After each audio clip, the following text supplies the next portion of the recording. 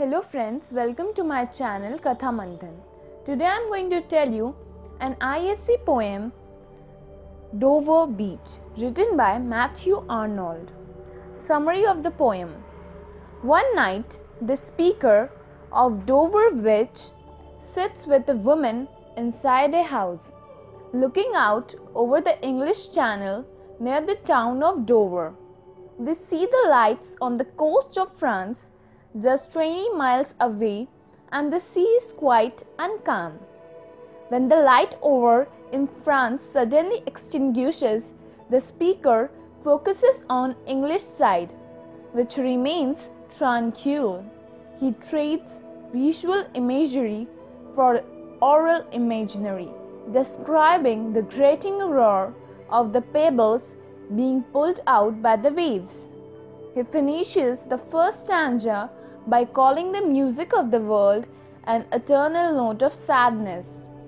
The next stanza flashes back to ancient Greek, where Sophocles heard his same sound on the Aegean Sea and was inspired by it to write his plays about human misery. Stanza 3 introduces the poem's main metaphor with the sea of faith was once too at the full and round earth's shore. The phrase suggests that the faith is fading from society, like the tide is from the shore. The speaker laments this decline of faith through melancholy dissection. In the final stanza, the speaker directly addresses his beloved who sits next to him, asking that they always be true to one another and to the world that is laid out before them. He warns, however, that the world's beauty is only an illusion, since it is in fact a battlefield full of people fighting in absolute darkness. Analysis of the subject of the poem. Arguably, Matthew Arnold's most famous poem, Dover Beach, manages to comment on his most recurring themes despite its relatively short length. Its message, like that of many of his other poems, is that the world's mystery has declined in the face of modernity. However, that decline is here painted as particularly uncertain, dark, and volatile. What also makes the poem particularly powerful is that his romantic streak has almost no tinge of the religious. Instead, he speaks of the sea of faith without linking it to any deity or heaven. This faith has a definite humanistic tinge. It seems to have once guided decisions and smoothed over the world's problems. Tying everyone together in a meaningful reflection is that of untouched nature, almost entirely absent from any human involvement. In fact, the speaker's true reflection begins once the only sign of life, the light over in France, extinguishes. What Arnold is expressing is an innate quality, a natural drive towards beauty. He explores this contradiction through what is possibly the poem's most famous stanza, that which compares his experience to that of Sophocles. The comparison could be treated if the point were merely that someone looked before had appreciated the same type of beauty that he does. However, it is poignant because it reveals a darker potential in the beautiful. What natural beauty reminds us is of human misery, because we can recognize the beauty in nature, but can never quite transcend our limited natures to reach it. We might be drawn to lament as well as celebrate it. The two responses are not mutually exclusive. This contradictory feeling is explored In many of Arnold's poems, The Scholar Gypsy and A Dream are two examples, and he shows in other poems an instinct towards the tragic, the human inability to transcend our weakness. An example could be Consolation, which presents time as a tragic force. Thus, the allusion to Socrates, a Greek playwright celebrated for his tragedies, is particularly appropriate. Such a dual experience between celebration of and lament for humanity is particularly possible for Arnold, since mankind has traded faith for science following the publication of On the Origin of Species and the Rise of Darwinism. Ironically, the tumult of nature out on the ocean is nothing compared to the tumult of this new way of life. It is this latter tumult that frightens the speaker, that has him beg his lover to stay true to him. He worries that the chaos of the modern world will be too great and that she will be shocked to discover that even in the presence of great beauty like that outside their window, mankind is gearing up for destruction.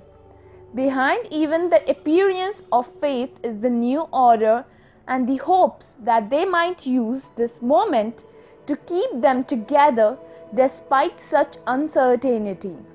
The poem epitomizes a certain type of poetic experience in which the poet focuses on a single moment in order to discover profound depths. Here the moment is the visceral serenity the speaker feels in studying the landscape, and the contradictory fear that they accomplish that end. The poem uses a lot of imagery and sensory information. It begins with mostly visual depictions describing the calm sea, the fair moon, and the lights in France across the Channel. The cliffs of England stand, glimmering and vast, not only describes the scene but establishes how small the two humans detailed in the poem are in the face of nature. Perhaps most interestingly, the first stanza switches from visual to auditory description, including the grating roar and tremulous cadence slow. The evocation of several senses fills out the experience more and creates the sense of an overwhelming and all-encompassing moment. The poem also employs a lot of enjambment, the poetic technique of leaving a sentence unfinished on one line to continue and finish it on the next. The effect is to give the poem a faster pace. The information hits us in rapid succession, forming a clear picture in our minds little by little. It also suggests that Arnold does not wish to create a pretty picture meant for reflection. Instead, the beautiful sight is significant because of the fear and anxiety it inspires in the speaker. Because the poem so wonderfully straddles the line between poetic reflection and desperate uncertainty, it has remained a well-loved piece throughout the centuries. Theme of the poem. The theme of the poem Dover Beach surrounds notably around four basic tenets. They are rapid modernization, faith as virtue, nature a symbol of purity and love. Rapid modernization. In this poem, Dover Beach, the poet has tried to showcase his strong viewpoint against so-called spread of modernization and its effect. Faith a virtue. Going through Matthew Arnold's works, one would certainly understand the role of faith and its contribution. By faith, the poet has never tried to point out faith in one's religion. To him, faith is an inner quality of men which upholds his spirit of doing the right thing. Nature, a symbol of purity. Matthew Arnold has always taken refuge in nature in almost all his works. To him, nature happens to be the unquestionable symbol of purity. He believes that the nature is beautiful, boundless, serene, faithful, and unchanging. He affirms that nature does have its own system of natural justice, which is all encompassing, the pervasive. Love. Though it is sometimes used subtly, the theme of love appears in many of Arnold's poems. In general, he treats a beloved as he does nature, something which can help a human transcend his limitations, but likewise can cause consternation when it does not work. He emphasizes the difficulty of separation from a lover in absence and fleetingness of time, with a lover in consolation. Often Arnold refers to a woman he loves as Marguerite. It is also known whether or not she actually existed, but she is the embodiment of love throughout many of his poems. So friends, let's discuss few question answers regarding the topic.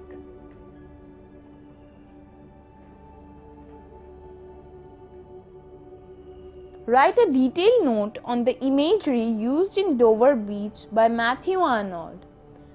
The poem happens to be a masterpiece and arguably the best work of Matthew Arnold. The main reason behind this logic is the artistry with which the poet has successfully created the imagery of sea, of the rolling waves, the harsh sound being produced by the waves as it lashes on the pebbles, the melancholy note of withdrawing roar, and finally how the world has become faithless.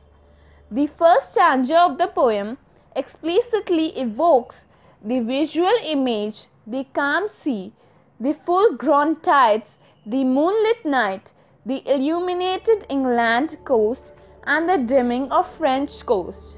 All takes the reader to the spontaneously have a visual image of the scene of the poem. The same stanza at the end brings in us the auditory image as we find the waves lashing over the pebbles and creating a discomforting roar. As we go through the specified lines, we start hearing the sound produced by rolling waves. In the second stanza, the poet subtly creates the image by allusion through the reference to Sophocles. He says that Sophocles must have also heard the same eternal note of sadness on the shores of Aegean. Here it tries to take the reader to the ages of Greek mythology and visualize the frame in his own thoughts through his eyes of mind. Next, he takes the help of metaphors in creating the sea of faith. The sea of reality is now being framed and presented to the reader in the form of idea that man has lost his inner quality of faith to unnecessary reasoning and logic. The poet tries to bring the ideas of Victorian era in this section of the poem. He says that faithlessness of mind has brought all the miseries of the world. In the last stanza, the poet has created the image of two ignorant armies fighting each other for causes unknown to them. Thus, it is proof beyond doubt that the poem has successfully created an aura of imagery through its rhythmic yet vivid description. Thank you friends. Thank you for watching my channel Katha Manthan. For more question answers and references, please visit our website www.kathamanthan.com.